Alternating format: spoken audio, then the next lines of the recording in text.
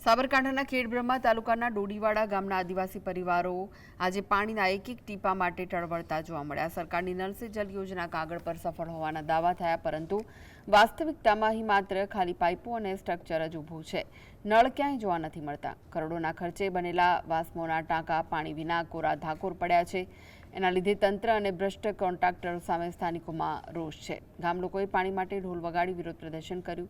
ગ્રામજનોનો આક્ષેપ છે કે ચૂંટણી ટાણે વોટ માંગવા આવતા ધારાસભ્ય તુષાર ચૌધરી કે સાંસદ રમીલાબેન બારા જેવા નેતાઓ જીત્યા પછી મોઢું બતાવવા પણ નથી આવતા।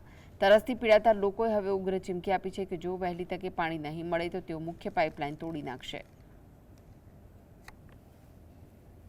7/5/2026 દિવસથી રોજના 4 ટેન્કર નખવાના।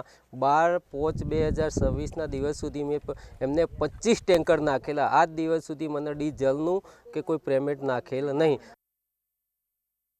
વોટનું એમ કહેતા કે અમે આ કરશું એમ, તો જીત્યા પછી માણસો હાજર કેમ નહીં થતા? એમ જીતવા માટે જો વોટ માટે જ જરૂર પડે ને વ્યક્તિની। એટલી બધી પાણીની અમારી તંગી છે। અમારો ઢોર ઢોખે તરસાનો મળી રહેલો હોય। અમારો બાળ બચ્ચો નાહવાનું કે જીવાનું કે પાણી પીવાનું ઠેકાણું નહીં। અત્યારે આ હુકાટાડામાં કોઈ પાણીની વ્યવસ્થા નહીં। તો સરપંચ એમ કે સરપંચના તાટી અમે આખું ઢોલ વગાડી અને અમે ગામ ભેગું કર્યું। તારીખે તમે કે એ સોમવારે કે તમને બોર કરી આપો અને કે આજથી કાલથી તમારું ટેન્કર ચાલુ કરું છું।